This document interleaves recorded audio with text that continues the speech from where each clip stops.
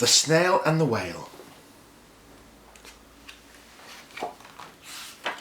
by Julia Donaldson, illustrated by Axel Scheffler. This is a tale of a tiny snail and a great big grey-blue humpback whale. This is a rock as black as soot, and this is a snail with an itchy foot. The sea snail slithered all over the rock and gazed at the sea and the ships in the dock. And as she gazed and sniffed and sighed, "The sea is deep and the world is wide. How I long to sail," said the tiny snail.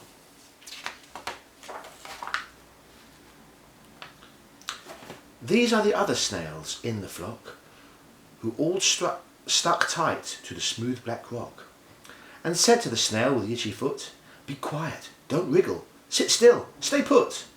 But the tiny sea snail sighed and sniffed, then cried, "I've got it, I'll hitch a lift." This is the trail of the tiny snail, a silvery trail that looped and curled, and said, "Lift wanted around the world."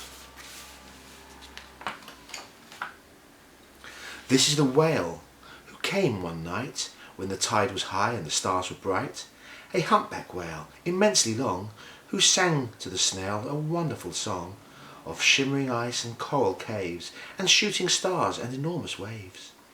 And this is the tale of the humpback whale. He held it out of the starlit sea and said to the snail, "Come sail with me."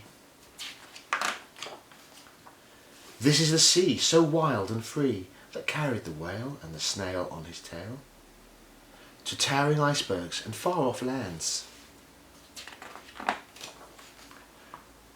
with fiery mountains and golden sands.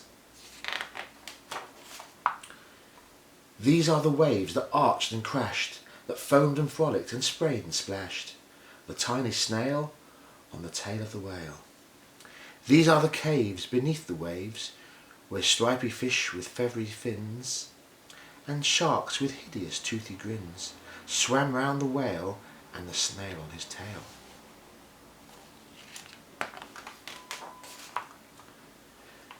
This is the sky, so vast and high, sometimes sunny and blue and warm, sometimes filled with a thunderstorm, with zigzag lightning flashing and frightening the tiny snail on the tail of the whale.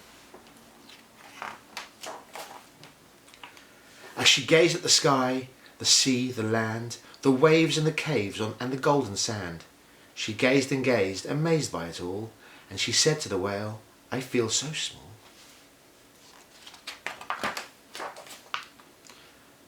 But then came the day the whale lost his way. These are the speedboats running a race, zigging and zooming all over the place, upsetting the whale with their ear-splitting roar, making him swim too close to the shore. This is the tide slipping away. And this is the whale lying beached in a bay. "Quick, off the sand, back to sea," cried the snail. "I can't move on land, I'm too big," moaned the whale. The snail felt helpless and terribly small. "Then I've got it," she cried, and started to crawl. "I must not fail," said the tiny snail. This is the bell on the school in the bay, ringing the children in from their play. This is the teacher holding her chalk, telling the class, "Sit straight, don't talk." This is the board, as black as soot. And this is the snail with the itchy foot. "A snail, a snail," the teacher turns pale. "Look," says the children, "it's leaving a trail." This is the trail of the tiny snail, a silvery trail saying, "Save the whale." These are the children running from school, fetching the fireman, digging a pool, squirting and spraying to keep the whale cool.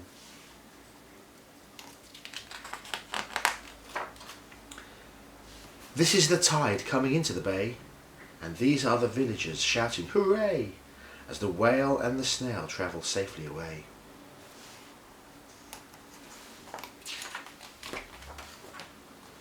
Back to the dock, and the flock on the rock, who said, "How time's flown, and haven't you grown?" And the whale and the snail told their wonderful tale of shimmering ice and coral caves, and shooting stars and enormous waves, and of how the snail, so small and frail, with her looping, curling, silvery trail, saved the life of the humpback whale. Then the humpback whale held out his tail, and on crawled snail after snail after snail. And they sang to the sea as they all set sail on the tail of the grey-blue humpback whale. The end.